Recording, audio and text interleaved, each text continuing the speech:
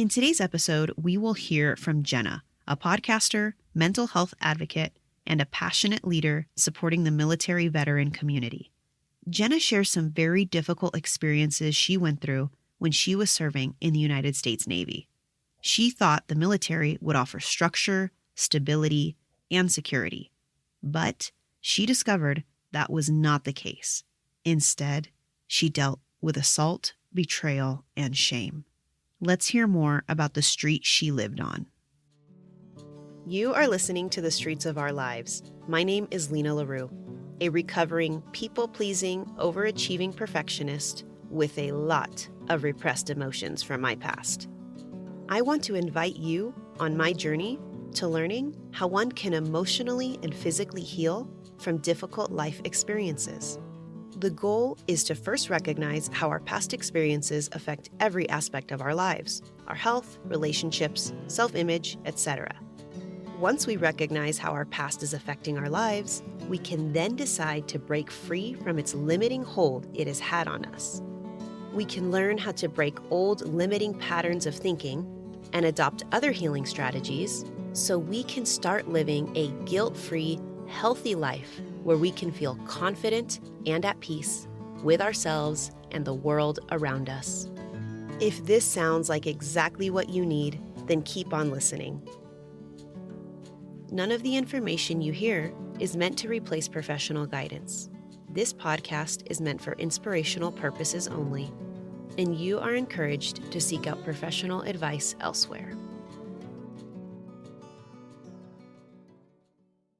So when you think back to one of the most, difficult times in your past that you're going to share with us today, how would you describe that time in just 3 to 5 words? Lonely, confused, shame. I can definitely relate to feeling all of those emotions at one point or another, and I'm sure some of you listening can too. I asked Jenna to go into more detail about the season in her life when she experienced this loneliness, confusion, and shame. So I joined the military right at 18, and it was just, it was because I needed more structure in my life. I was someone who put party before everything. I put a good time before everything, and I knew if I went to college, I would just be partying. So I was like, I had that foresight. At least I was smart enough to do that. I was like, I need something with structure. I want to be around people that are more healthy. Because even when I joined the military, I was flagged for a vitamin D deficiency and osteoporosis because that's how like undernutrition I was because I was just drinking all the time. I didn't know that what military culture was like, and it just kind of enhanced it. I mean, the military is known for drinking, and I found those people that like to drink, and instead of, finding the people that wanted those healthy goals, I guess I was just really misconstrued on what the military was like. So Jenna was an 18-year-old high school graduate who liked to party, and she realized that she needed structure in her life and thought the military would be a great opportunity to bring positive change. First of all, I gotta hand it to her on that one. I know that at 18, all I wanted to do was go out with friends, spend money, and be young and unrestrained. I think it's great that she had the foresight to know that she needed structure in her life at such a young age. I can also see how she thought that joining the military would be a great opportunity to make positive change. Because of that, I was actually surprised when she told me the military is known for parties and drinking. As a civilian, I had a lot of questions about this, since I assumed you had to live a really strict lifestyle in the military. I asked Jenna to further explain what it was like during her time in the service. So when you're not deployed or you are not in training, there's a lot of downtime, and there's a lot of time to, you don't have a lot of money when you first join. You're usually living on base in close quarters, so there's a lot of other people in your age group around, and not everyone has cars. I didn't have a car at first, so it's not like you can go and explore whatever area you're in. So really, you're kind of confined to the barracks, and that is where a lot of the drinking goes on. And it's really easy access, and alcohol is even cheaper on base, so it really does promote a lot of drinking. What in the world? Alcohol is cheaper on the military base? That doesn't seem like a smart idea. So when you first show up at your new command, you don't know anyone and you're really isolated because you usually sometimes you show up with other people, sometimes it's just you and everyone in your command, you're just not sure what it's like. There was no girls, there was no other women my age, so I felt so alone and I had a an ID that looked like I was older. So I would abuse that and I would just drink by myself because I was so bored or I didn't know what to do. There was a few people that would, take you under your wing, but so many people were also just living off base. So it was kind of just me in the barracks and I'm like, all right, I guess I'll drink, which drinking by yourself is definitely a red flag. Like, yeah, you have a problem forming. But I'd like to back it up a little bit to what kind of happened, why I think I was drinking a lot. And that was when I was in my training school and I was, I would hang out with anyone trying to make friends. I trusted way too many people and I just wanted to party. I just wanted to be a part of it. And you really have this sense of like, we're all brothers and sisters. We're all taking care of each other. So that's kind of where the trust comes from. We're all looking out for each other because we're all in the same boat. And you can end up in some situations where people will take advantage of that. And that's what happened to me. Trusting too many people and then getting taken advantage of. I have been there before, thinking someone has your best interest, and then you come to find out they didn't care about you. Jenna told me about a specific situation that left me in tears. A situation where a so-called friend not only didn't have her back, but truly took advantage of her. I'm giving you a forewarning that what you will hear next may be a little graphic and it may be difficult to listen to, especially if you are uncomfortable with topics that relate to physical abuse. If you rather skip this part, I suggest skipping the next 60 seconds. I thought I was with people that cared about me. I had drank way too much and they said, all right, you're fine. Just go sleep in my room. Nobody's going to bother you. You can't have any more to drink. And later on, I woke up and my friend who I thought I could trust was on top of me, like telling me to be quiet, saying, it's okay. This will feel good. And I'm glad I got out of the fog. But he had already, like touched me, like my pants weren't on, but I got out of the fog and I said, no. I started screaming and I just ran out in the hallway because I was in a barracks where I didn't even know where I was. And I was just kind of crying and wandering around and asking people for help. And that night my phone broke too. So I was, like when I was trying to leave and get help, I just ended up staying in someone else. Like I didn't even know who they were. I was just staying in their room, just waiting for me to be sober enough to drive because my car was there. It was just another party down the hall and I just kind of sat with them. I remember just sitting on their floor, like nobody touched me. I don't want to talk to anyone. When Jenna opened up about this, I was honestly shocked and I started crying. This is the kind of thing you hear about happening in dorm rooms at college parties. But the military? I just couldn't believe it, and I can only imagine how scared she must have felt in that moment. Jenna told me about what went through her mind after that situation and how it affected her. But I had a boyfriend at the time, and I didn't want him to know. And I was also a virgin at the time, so I had so much shame around this. It was kind of like, why did you let that happen? It was kind of like that. Like I thought the blame was on me. I should have never put myself in that situation. And now I really have the hindsight where I'm like, okay, no, this person was being shitty. It's not my fault. I should have been safe. I went to bed on my own. You should never wake up with that. And that happened to me when I was even younger, like in high school. So it was kind of just like re-traumatizing me about all of that. And it was just kind of validating my own thoughts of like, you're a bad person. Like, it's me, it's my fault. Like, I don't, yeah, it was just kind of, and I was so young. And when you're so young, you don't put all of that together. You just have the feeling and you just want it to go away, which led to more drinking instead of processing it. This pattern with drinking, it just continued.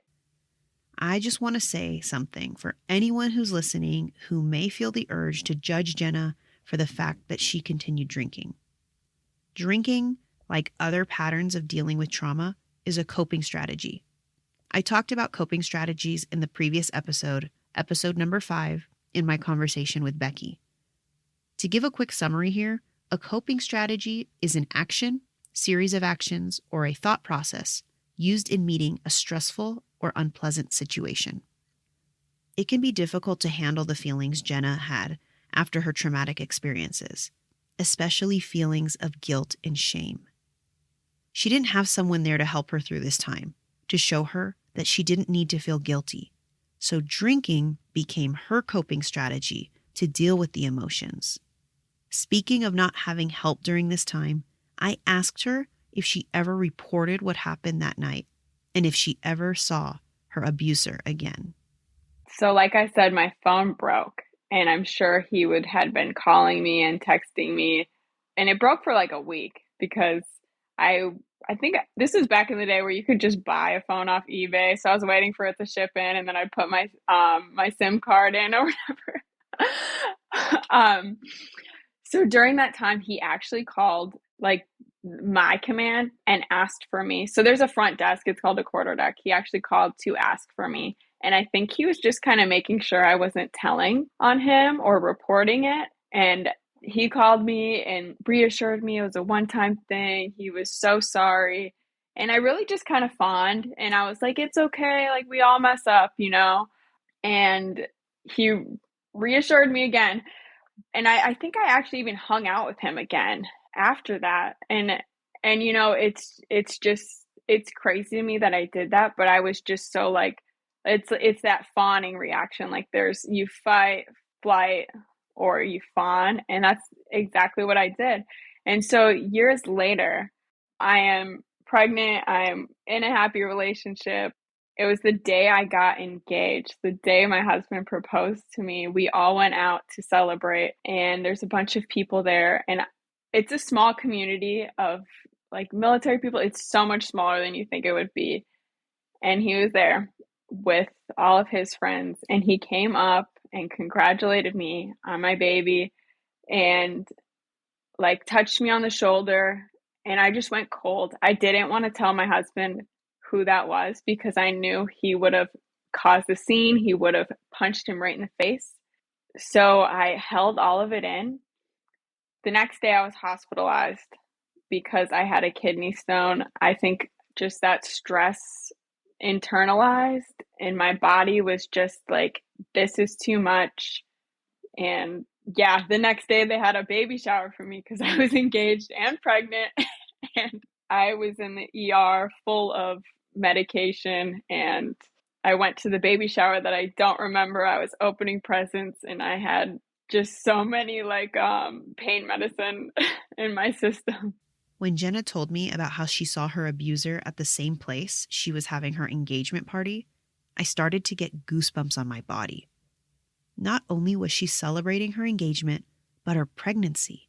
And this guy, who already crossed the limit with her in the past, had the nerve to go up to her, congratulate her, and touch her arm. If you are a woman listening to this, I know you understand all the feelings and thoughts Jenna must have experienced right in that moment. Feeling like your boundaries are being crossed, your territory is being invaded, a predator is encroaching upon your offspring, even though her baby wasn't born yet, still, we women already have that instinct to protect our young, starting from the womb. Unfortunately, I'm sad to say that this wasn't the last time Jenna would be affected by this person. The next part you will hear is another quite sensitive part of the episode. If you don't want to hear it, make sure to skip the next 30 seconds. But yes, it gets even worse because a year later, my friend called me And she's someone, I warned all my friends about this person, and nobody really took me seriously because he was such a charismatic person. And so they would all still hang out with him, which, like is betrayal on another level. And she called me about a year later and she said that he raped her. And so I felt so much anger at my younger self for not reporting. And I don't feel like that now because I know that you can't blame anyone who didn't report. It takes people years to come out about it. That feeling's always with me. Like, what if I would have reported? And what if that would have stopped him? What if that would have been something like, I know it's not the right mindset to have, but it's still a thought. Jenna and I were both tearing up during our conversation for what she endured and for what her friend endured at the hands of the same person.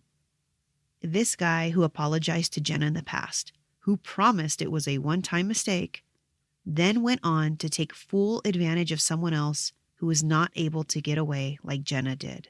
She and I talked about how complicated a situation like this can be. Feeling guilt for not reporting the attack the first time, but also realizing it wasn't her fault that this happened to her friend either.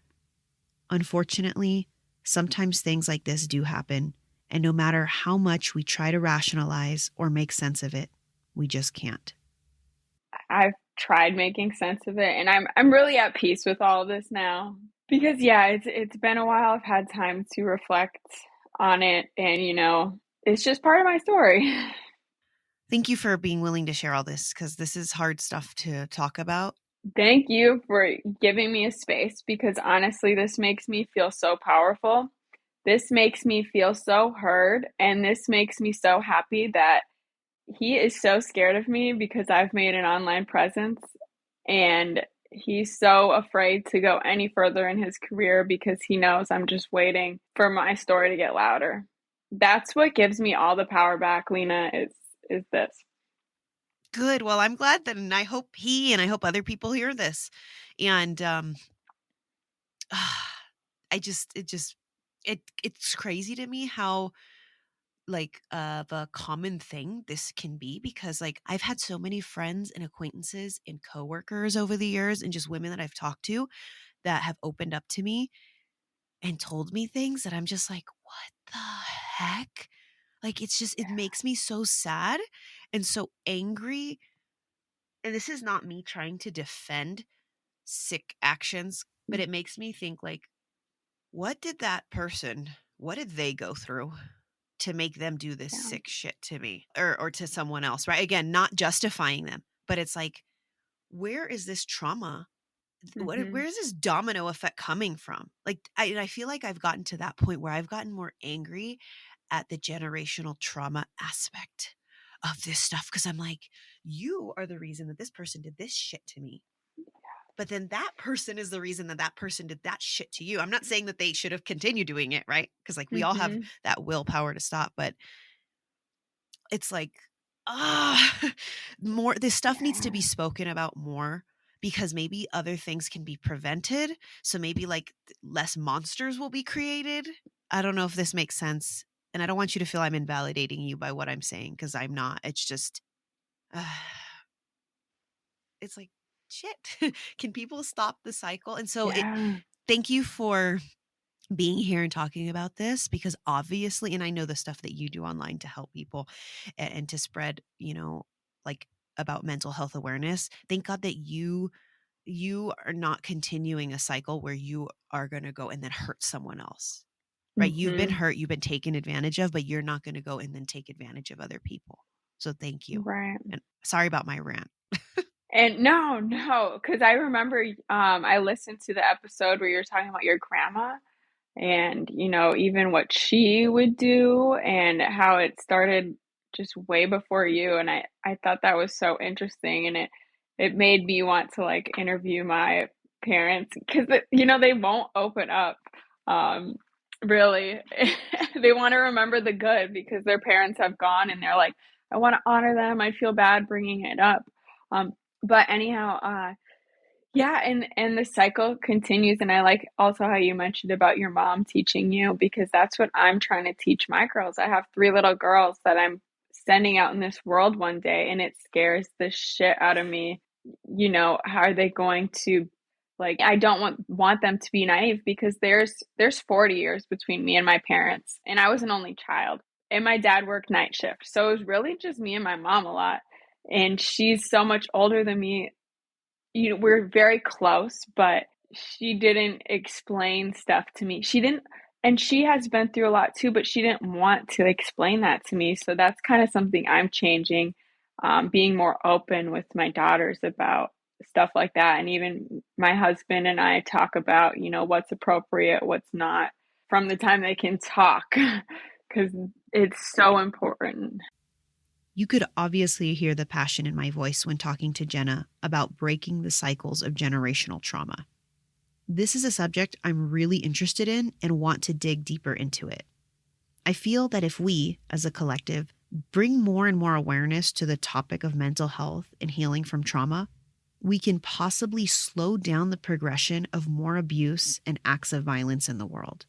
I was very pleased to hear how Jenna and her husband are actively communicating with their daughters to warn them about things and prepare them for the future. By doing this, they are intentionally breaking patterns of communication, or lack thereof, that they receive from their parents before them.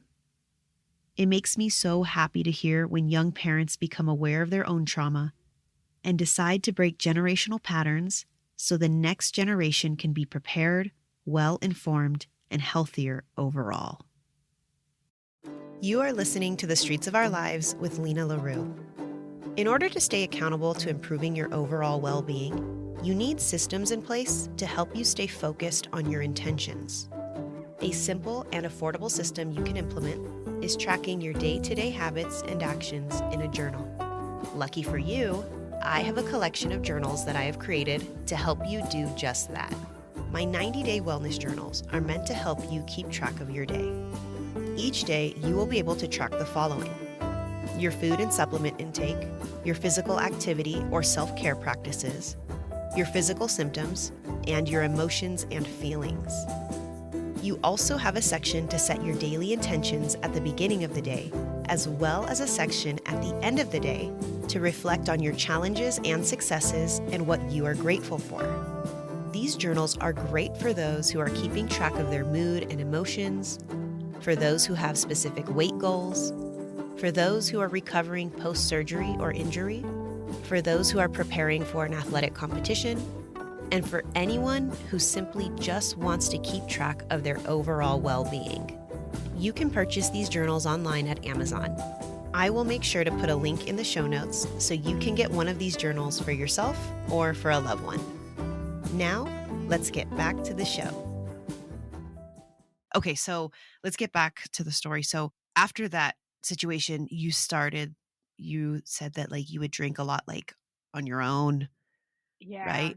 I'm sure you were like probably very like confused and depressed and Yes, and I just attracted the most, I attracted other people that were like that, that just wanted to drink. So I was kind of in like a crew of people that's all we wanted to do on the weekends. And that's all we could really afford to do. And I was in a really bad relationship too, and he had gotten out of the Marines, and he moved up to Norfolk with me. He had so much past trauma. He was very depressed, not the best upbringing. He was taken advantage of by so many older women, but I loved him. I thought I could fix him. I'm going to help him. And he just got really into drugs, and he got into a lot of things behind my back.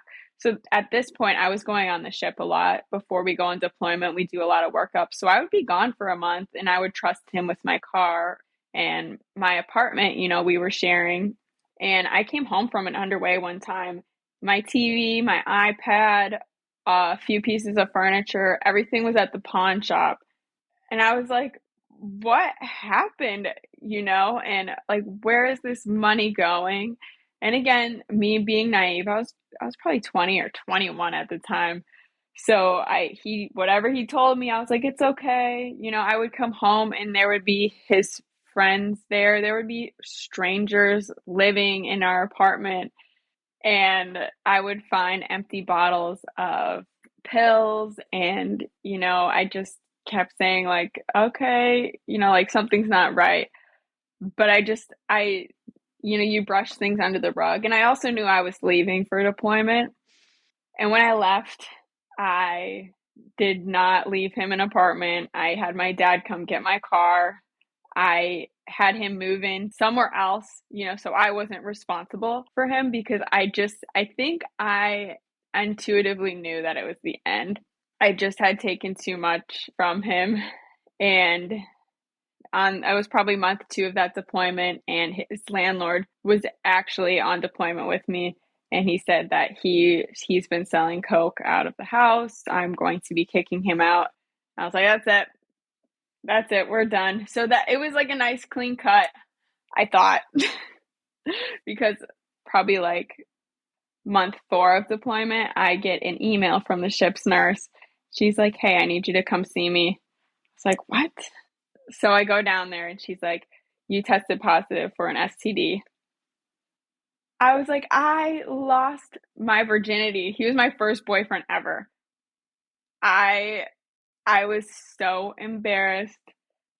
They treated me like garbage because The nurses?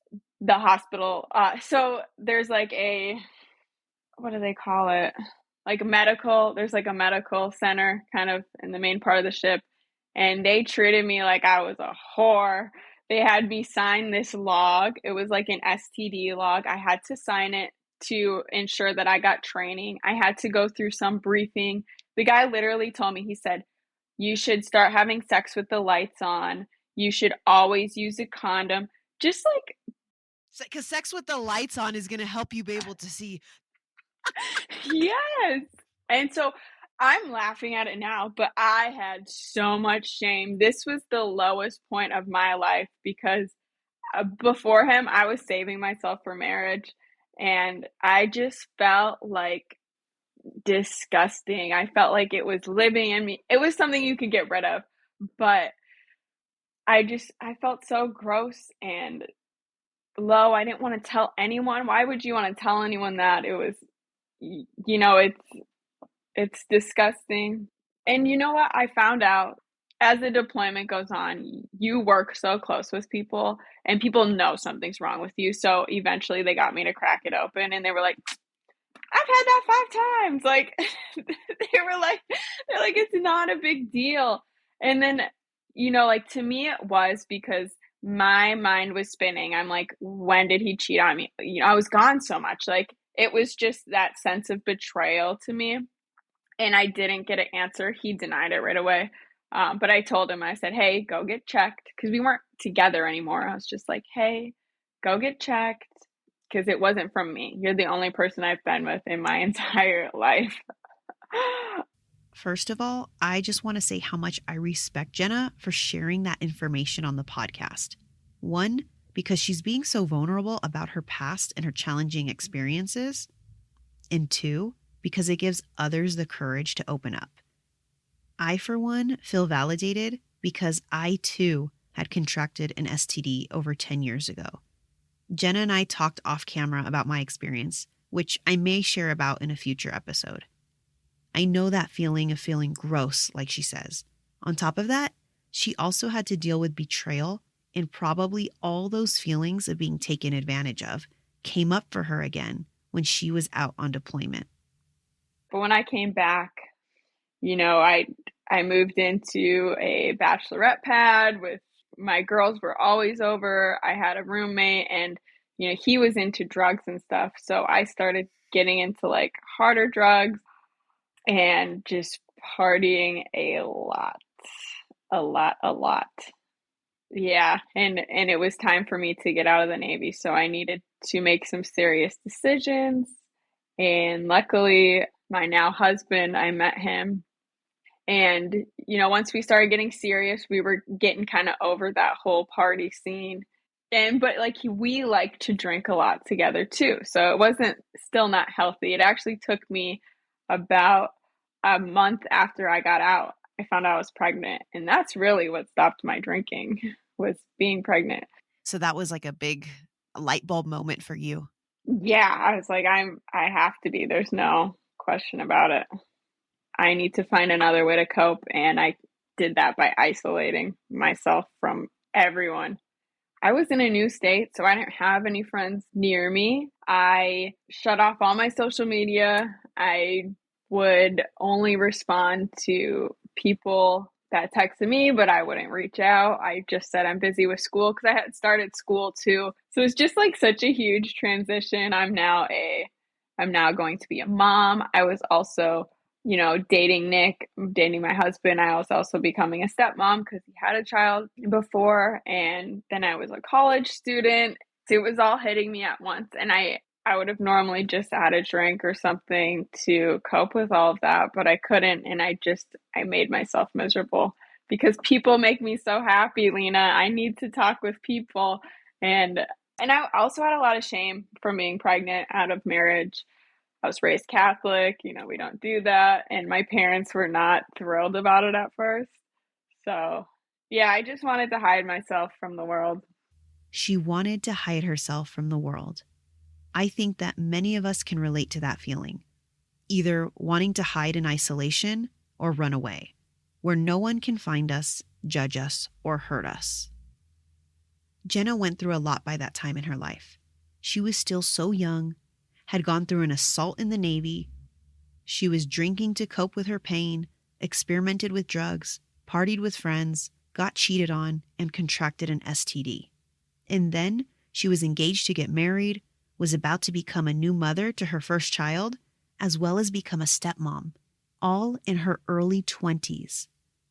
She had a lot going on in her life, and the one thing she used to cope with, alcohol, she could no longer use as her coping strategy. Thankfully, because I have known Jenna for some time now and have had a working relationship with her, I know her story doesn't end there. I asked her what things look like when she finally started taking her healing journey seriously and what it currently looks like now. I'm still in that process of learning and learning how to cope because I'm not pregnant anymore. I could reach for alcohol. And it took me so long to reach out to get therapy, to actually talk with someone. It took me about 9 years.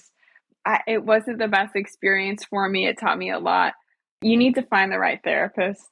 And also, like I told you, things get worse. Things got way worse for me once I started therapy. It was like opening a box, and I was like, all right, I don't even want to look at this. I just want to put the lid back on. But you can't. Things will get better again.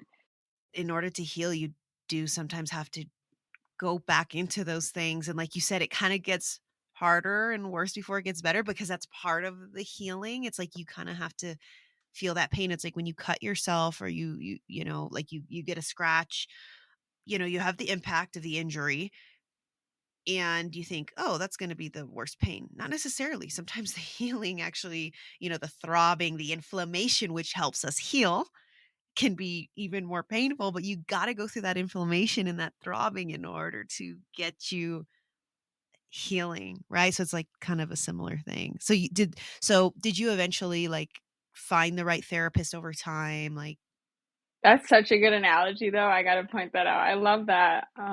I'm in that process. That's what I'm saying. I'm still in that process because when I was going to therapy, I had a very triggering event that happened, which, that wouldn't normally happen. So I need to give it another shot. And I feel like I'm finally ready. And I think I'm going to start again. Things get better and my story's still being written. her story is still being written. Don't you just love that? I know I do. Why? Because I believe once we intentionally start our healing journeys, that the journey is never over. We're just writing a new chapter, a new page in this lifelong journey of self-awareness, self-discovery, hope, and healing. Something I want to mention is that Jenna is a humble, caring person who not only recognizes the work she wants to keep doing on her journey, but she is also helping others on their journeys. Jenna is a powerful voice in the veteran community and an advocate for mental health, especially for veterans like herself. She wants veterans to know that they are not alone in their struggles, especially when they retire and become a civilian again. She wants them to know that their struggles are normal. So my story is not unique. I feel like so many people who get out of the military go through that. A lot of them have issues with alcohol, uh, not issues, but a bad relationship with alcohol. And a lot of them also isolate themselves, not wanting to reach out for help in fear of, being denied or having, you're so used to having someone control everything. So reaching out for help can sometimes seem pointless. And that's my goal, just to normalize that you're going to go through that phase, but it doesn't have to be as damaging as it sometimes can be. I then asked Jenna to explain some of the biggest challenges facing the veteran community that she has recognized, especially when it comes to mental well-being. The most unexpected thing is identity, because you think you know yourself, you've known yourself outside of the uniform, but you don't realize that the person you were before you joined was a teenager, a literal child. And you can't go back to that. That's not really who you are anymore. You have to acknowledge all the changes you went through in uniform and also try to discover who you are without it. I was one of those people. I was like, I know who I am. The military didn't change me. It's not that tied to who I am. But when I got out, I was like, wow, I feel so lost. And I was still living close to a base. My husband was still in. And so I just felt so disconnected from that. Like, I'm not a part of that anymore. It was like very obvious to me. What am I a part of now? If anything, what's my purpose now? Sure. How am I spending my free time, even to how I dress. Gosh, I've gone through so many different closets because it was just like all I had in the military was party clothes and then my uniform and nothing in between. So like you said, like a big like loss of identity, which that could lead to Yeah.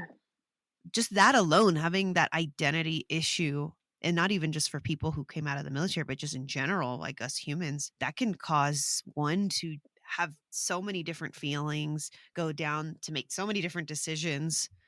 Yeah, I find a lot of people searching in the wrong areas, or just kind of even like self-loathing, feeling bad. I know I did that. It was just like, I don't belong in this civilian world. I get so many comments like that every day. People are like, I can't get along with civilians. This world doesn't listen to me. I just want to go back. It's just a misconception. It feels like that anytime you're somewhere that's new or somewhere that's different, but you can find your people. You're never going to find that brotherhood again, but there's still great opportunities out there.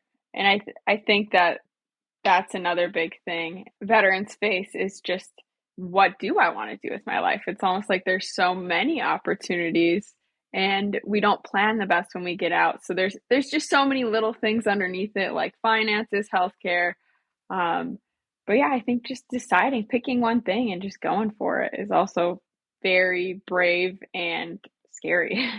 I like that. Like the way you're saying that, and I see the smile on your face, you're looking at it from a different perspective of, okay, how you said you could be self-loathing. I don't know who I am. I feel alone. No one understands me. But you're taking another perspective of, you know what? The world is my oyster, right? As the saying is, like there's so many opportunities. I can do anything. Like I can be who I want. I love that. I love changing that, dark, lonely, confused perspective into, hey, there are great options out there. You heard her. She herself experienced an identity crisis and self loathing, but she is now in a much better place. Not only working on her own healing, but now encouraging and supporting others who have had similar experiences. Jenna is the host of a weekly show and podcast called Vet Chats, where she connects with other veterans who are making a difference and finding satisfaction in their civilian lives. She also launched a wonderful tool this year that she has been dreaming about creating for years. She has been receiving such positive feedback from the veteran community and I asked her to go into detail about this tool that she created and how it's helping veterans with their mental well-being. You recently just published a book, a workbook called the Veteran Workbook. And I was wondering if you could kind of talk to, the listeners just very briefly, like what the workbook is intended to do, what are the intentions behind it, and how it can help veterans.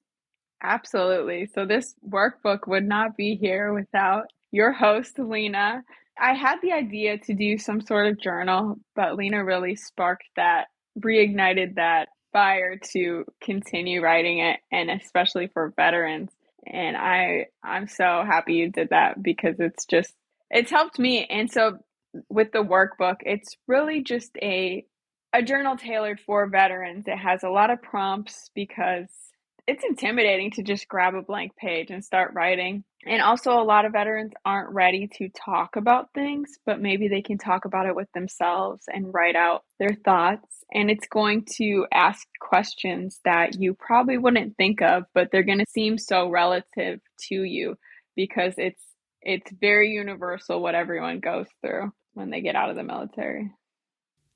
Like Jenna mentioned, we actually worked together to get this workbook created and published. I know she said that she was grateful to me that I helped her to self-publish this book, but you know what? I am the one who should be telling her thank you. I felt so honored that she reached out to me and asked me to help and guide her in this important project of hers. Like I've said, I'm a civilian who has a lot of military friends and acquaintances, but there's a lot I still don't understand about the veteran community. After working with people like Jenna and other inspiring veterans, I've become not only enlightened about the military community, but I have recognized the spirit and determination in these people. The spirit and determination to give back to their brothers and sisters, to help uplift one another and support their overall well-being. As we wrapped up our conversation, I wanted to bring everything full circle. Remember how Jenna described this challenging season of life at the beginning of the episode? She used the words lonely, confused, and shame. I wanted to find out how she would describe her life now. If you had to describe your present life in just 3 to 5 words, what words would you use? I would use grateful, hopeful, and I would say inspired. I love especially like the hopeful, right? Because as you said, you're still on your healing journey, just like all of us are. And honestly, something I realize is we ain't ever going to stop healing. Once we start, we're going to make some progress. There's going to be times we might revert back, but we keep moving forward. I asked Jenna if there was any parting words of wisdom or advice that she wanted to share as our conversation was coming to a close. This is what she said. I think what you said there, our healing journey does not have a destination. There's no quick fix. It's not something you obtain, it's something you maintain and something you're always going to have to work towards. So find a way to enjoy it and look forward to it and make it just like a routine part of your life. And don't beat yourself up if you're not meeting all these expectations and you're going to get off the path of your journey. Don't beat yourself up. That makes it fun. When you look back on it, you're going to be like, I learned so much from veering off the path, but I'm so glad I'm back on. So just honor your own journey. Who else feels pumped and inspired by what Jenna said? It's not something you obtain, it's something you maintain. That's what our healing journey is about. It's about making incremental progress along the way and not giving up on ourselves, even if we may veer off the path. I met Jenna months ago through a mutual connection we both had with another inspiring veteran. We had an instant connection, and I thought she was such a laid-back, cool person to talk to. When she reached out and asked me to help her publish her dream book, I didn't know just how inspired I would be by her creativity and compassion. I had the idea to invite her on the podcast because I admired her advocacy for mental health and I saw the impact she was having on others. I had no idea about the traumatic experiences she went through and found myself inspired by her courage to share her story with me and with you. If you felt inspired and encouraged by Jenna, I urge you to reach out to her. Check out her podcast and her workbook if you or someone you know can benefit from what she has to offer. I'm going to share information on how to reach Jenna and how to check out her resources. While I found myself resonating with Jenna in many ways and feeling encouraged by her spirit, a key takeaway I would like to share is this. Your traumatic experiences can be used for good. Sure, you can decide to let your trauma dictate your life, your actions, your character. You could isolate yourself and think the world doesn't understand you and remain in a place where you shame yourself or shame others. Or you can decide to not allow those experiences leave you bitter or afraid. You can decide to reach out for help. Look for others who have experienced similar challenges, others who are happy to support you and show you that you aren't alone. The first step to getting there is to search for others who have experienced similar things, who are out there sharing their stories. Are you open to listening to their stories? I know I am. That's why I am here with you today. This is Lena LaRue. I'll see you on the streets. You just listened to an episode of The Streets of Our Lives. This is Lena LaRue, the host and producer. I hope that you were encouraged and inspired by this episode. If you were, please help others find the podcast by subscribing, sharing, or leaving a rating on the show. Please feel free to reach out to me with any comments, questions, or suggestions for upcoming episodes. And if you'd like to monetarily support the show, you can find a link to make a donation in the description of the episode. I really thank you for your support.